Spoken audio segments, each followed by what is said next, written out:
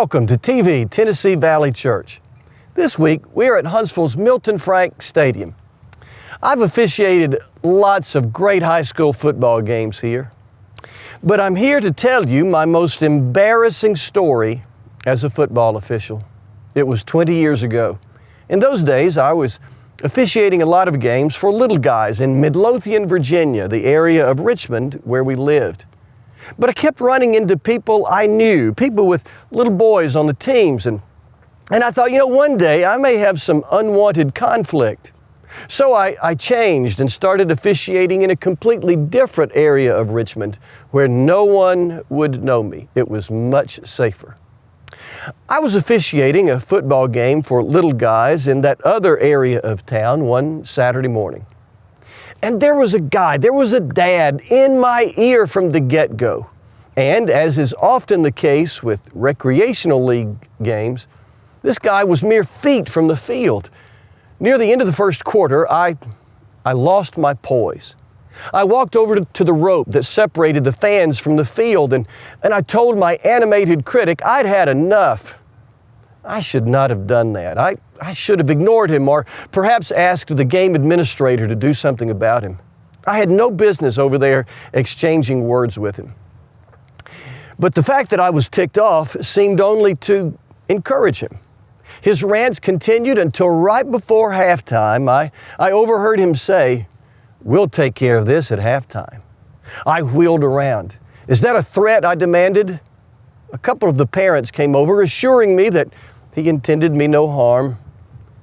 And at halftime, an off-duty policeman, not in uniform, who happened to be the dad of one of the players, approached where we officials were sitting.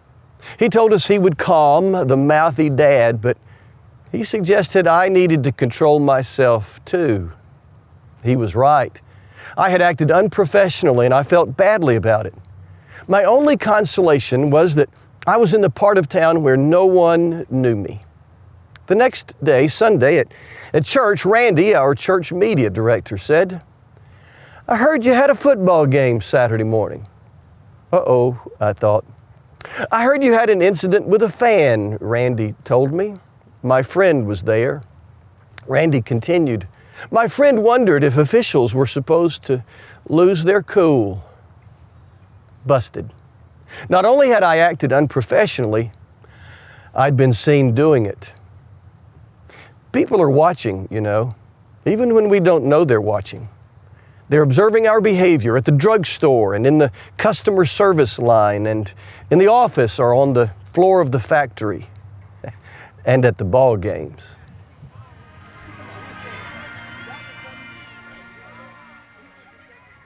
First Timothy 4:12 says, "In speech, conduct, love, faith, and purity, show yourself as an example of those who believe."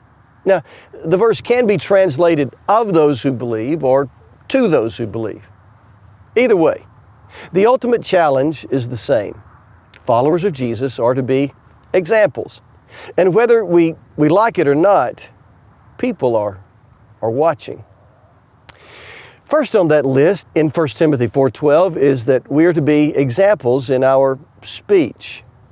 My hunch is that when I say speech, your first thought is about profanity. Indeed, Ephesians 4:29 says, "Let nothing foul or dirty come out of your mouth." Profanity is a poor example of the Christian faith, but I believe lots more people are turned off by Christians' hate speech than by our profanity. There's no place for vile, hateful, degrading, disparaging words in the vocabulary of Jesus followers. Whether it's political or racial, or towards people who are gay or trans, or demeaning words toward people with physical or mental challenges, or whatever the hateful speech is, we should refrain from it and distance ourselves from it.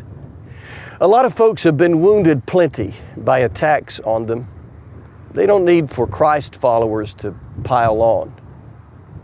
Second on the list, we're to be examples in conduct. Let's consider 4 areas of our conduct. First, family. I read once that if you want to know about a person's character, ask his or her family. not the Sunday school teacher, but the family. Our family members and outsiders are watching how we do family. And then there are our social relationships. Christians don't have to be the life of the party, but are we friendly? Are we pleasant? Honestly, would people see you as an irritable curmudgeon, or would they see you as a happy camper? And then there's work or school. That includes volunteer work, work at home, and paying jobs. It also means school, if that's what your work for the next few years is. If you aren't doing your best in this area of your life, people will notice. They're watching, remember. Be good examples in family and in relationships, in work or school, in other words, in life. Third, we're to be examples in love. There's a trite but true saying, people don't care how much you know until they know how much you care. It's important to be examples in the way we love. Romans 12:9 reads, love must be sincere. See, there's a difference between fake love and sincere love. Fake love says, I'll pretend to love you for my benefit. Sincere love says, I'll love you simply because you are you. You're not a commodity. Fake love says, I'll love you if your lifestyle choices match my personal convictions. Sincere love says, you don't have to earn my love by making choices I agree with. Fake love says, I'll love you if you love me. Sincere love says, I'll love you anyway. Let's be examples in sincere love. Fourth on that list, Paul wrote, we're to be examples in faith. To be a good example in faith does not mean we never will have doubts. It does not mean we should pretend not to have questions when we do. This is about faithfulness. Profound faith will never succumb, never surrender, never give up, never give in. Not even to failures that would discourage us, or people who would disparage us, or tragedies that would demoralize us, or disbelief that would derail us. Be an example in faith. Finally, we're to be examples in purity. Now, I know that purity could be in reference to all kinds of things, including pure, honest business practices and pure, unselfish motives. And I know that sexual sin is not singled out in the Bible, but sex is such a dominant theme in our culture. If we followers of Jesus could get that right, if we could be sexually pure, avoiding pornography, keeping relationships in the workplace professional, keeping the celebration of a physical relationship within the covenant of marriage, it could make a big difference in the way we live our entire lives. Again, 1 Timothy 4:12 says, in speech, conduct, love, faith, and purity, show yourself an example.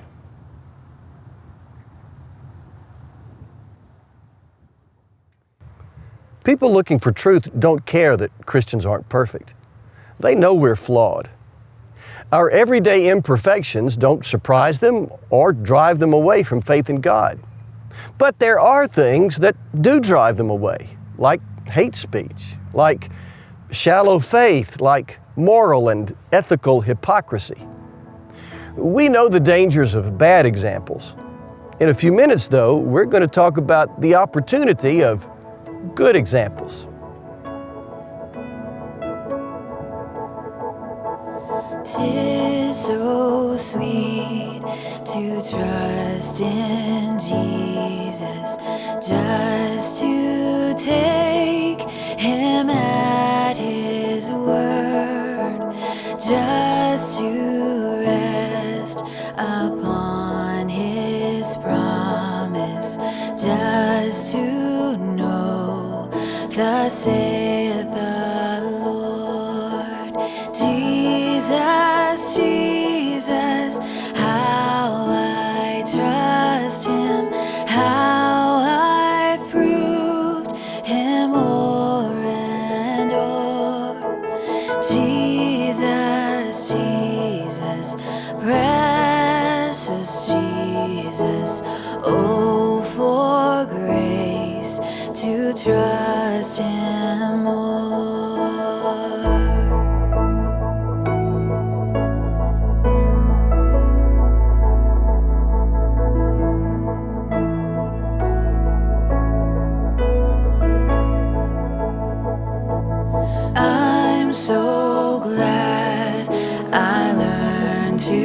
trust him.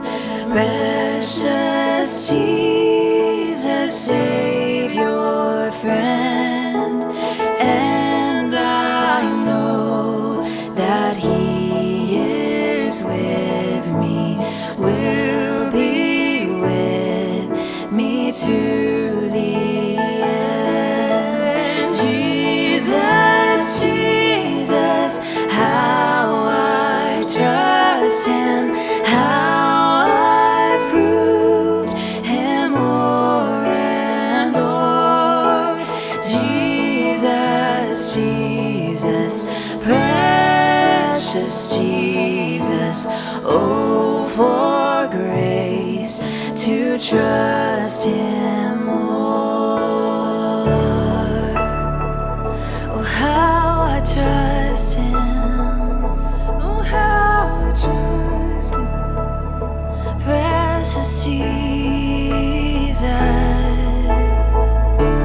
All my life you have been faithful. All my life you have been so, so good.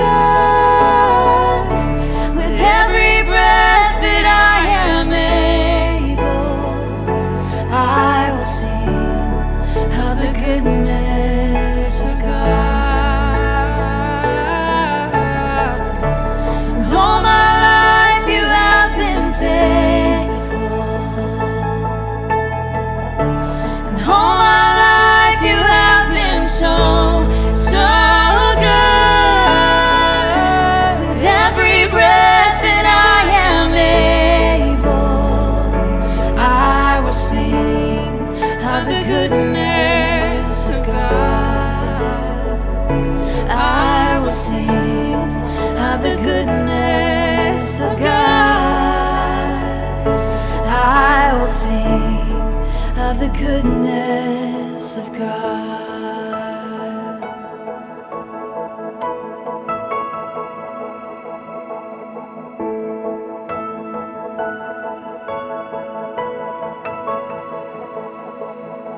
And Jesus, Jesus, how I trust him, how I proved him o'er and o'er. Jesus, Jesus, precious Jesus, oh, for grace to trust him more.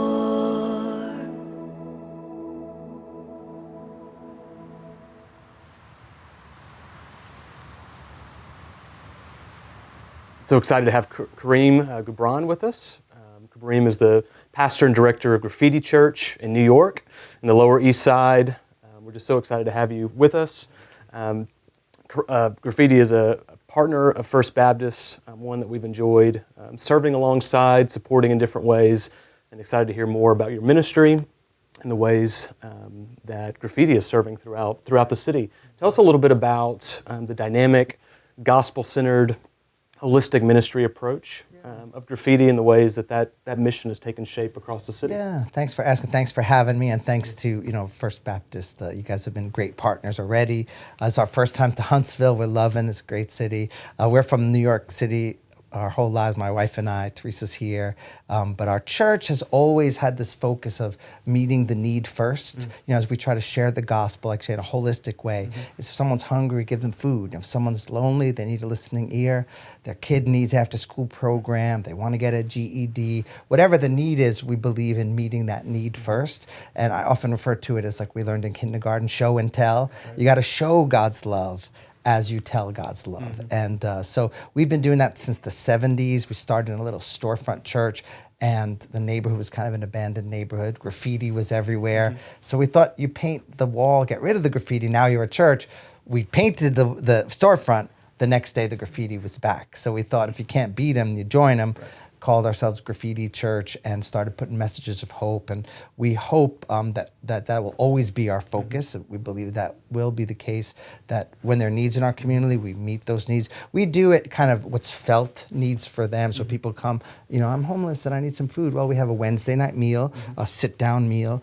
Saturday we do a free lunch in the park. So people come, hey, I need clothing. We traditionally had a clothing closet on Thursdays.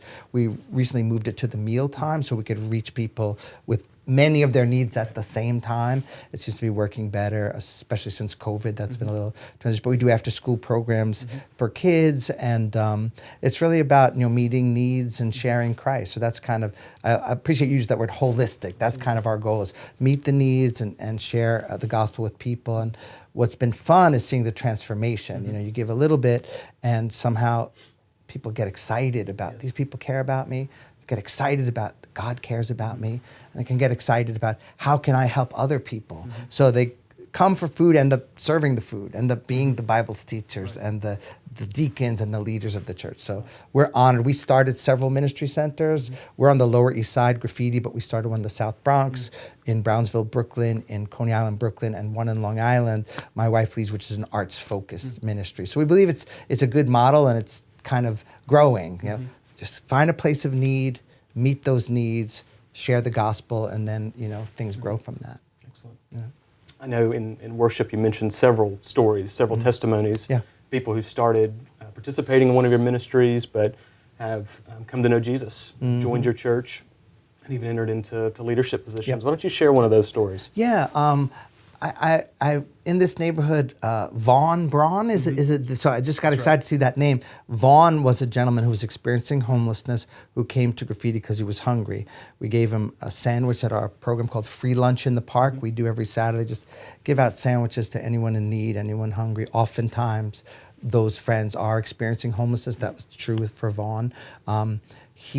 The way he says it is, they gave me a sandwich as if they wanted me to have it. There was something that he taught us about. It's not just what you do, but how you do it, treating people with dignity, as the scripture says, they are Jesus to us, those who are hurting. So Vaughn ended up coming to know the Lord, getting baptized, leading Bible study. He was a deacon in our church, and ended up being the Free Lunch in the Park director. So he coordinated that effort. That he's passed away, unfortunately, several years ago now, but we quote him and carry on that mission of, it's not just what we do, but it's how we do it. Let us treat people with love, dignity, respect, and be reminded that that's our worship to Jesus and our service to Jesus. How we meet Jesus is when we meet those who are hungry. Excellent.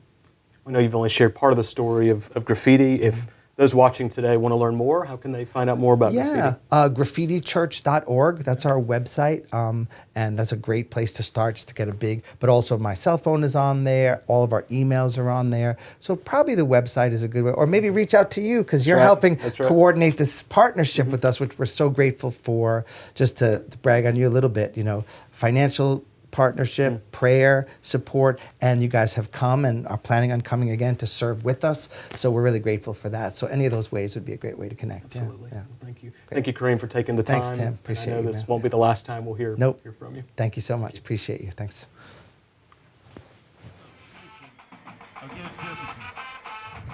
We've talked about the danger of bad Christian examples. Now let's remember the opportunity of good Christian examples. Dorothy Day was a Christian influencer in New York City in the 20th century. She's remembered for helping get rid of the sweatshops and other injustices in New York.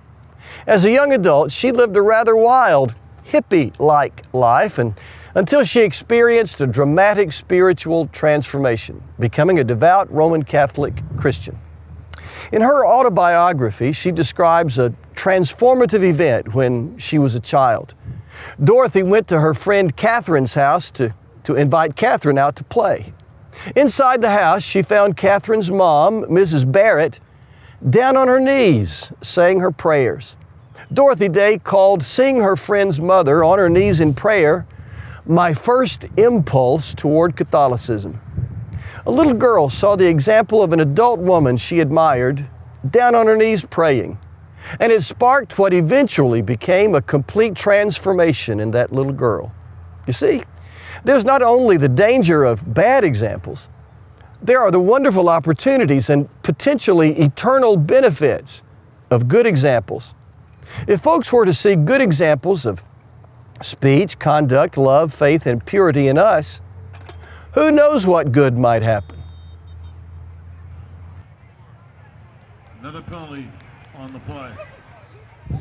Followers of Jesus help determine what people think about God. Now, I know that's a lot of pressure, and we might not want that, but the truth is many people base their opinions of God on our examples. After all, they can't see God. They just see us. My friend Ed Culpepper reminded me of an episode of Andy Griffith. I think I shared this once on TV Church. Opie, Andy's little boy, told his dad about a man named Mr. McBeevy, whom Opie said he met in the woods. Opie said Mr. McBeevy wore a silver hat, lived in the trees, and jingled when he walked. Of course, a silver-hatted, jingling tree dweller seemed like someone Opie had made up. Andy gave Opie a chance to come clean. Andy said, "Son, all you have to do is say there is no Mr. McBeevy." "I can't say that," Opie told him, "'cause he's real." Andy was deeply torn. Barney, Andy's friend and deputy, asked Andy, "Do you believe in Mr. McBeevy?" "I don't believe in Mr. McBeevy," said Andy, "but I believe in Opie." Andy sure was happy to meet a man in the woods one day who wore a silver hat and worked among the treetops and had so many tools he jingled when he walked. Mr. McBeevy was, in fact, a real man. He was a lineman, a man who worked power lines in the woods. Remember Andy's words. "I don't believe in Mr. McBeevy," he said, "but I believe in Opie."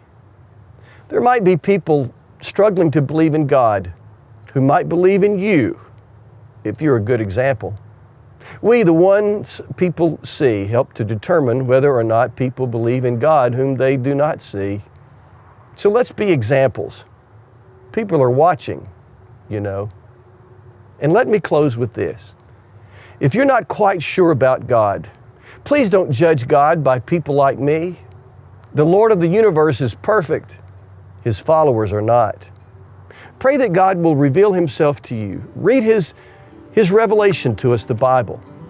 Don't let me or someone like me give you the wrong idea about a good and loving God.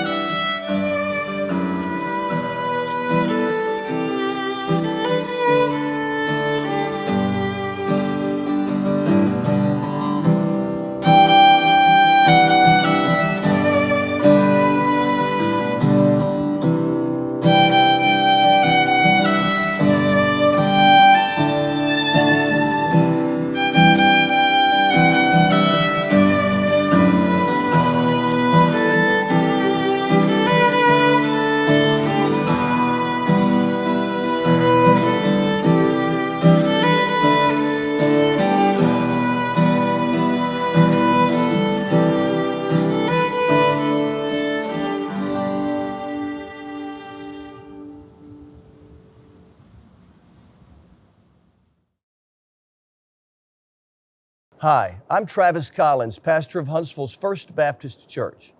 For nearly a century, the 12 steps, which most associate with recovery programs, have been helping people with issues get their lives in order. And since we all have issues, on January the 22nd, I will begin a new series, The 12 Steps for Us All. In fact, on the first Sunday, I'm going to ask everyone to wear this little sticker, I've got issues. The 12 steps are rooted in biblical teaching, and the potential for spiritual growth through a Christ-centered approach to the steps is great. So I invite you, even if only for this series, to our contemporary service at 8:05 in the Life Center and the traditional service at 10:30 in the sanctuary. I've got issues. If you do, then let's work through the 12 steps.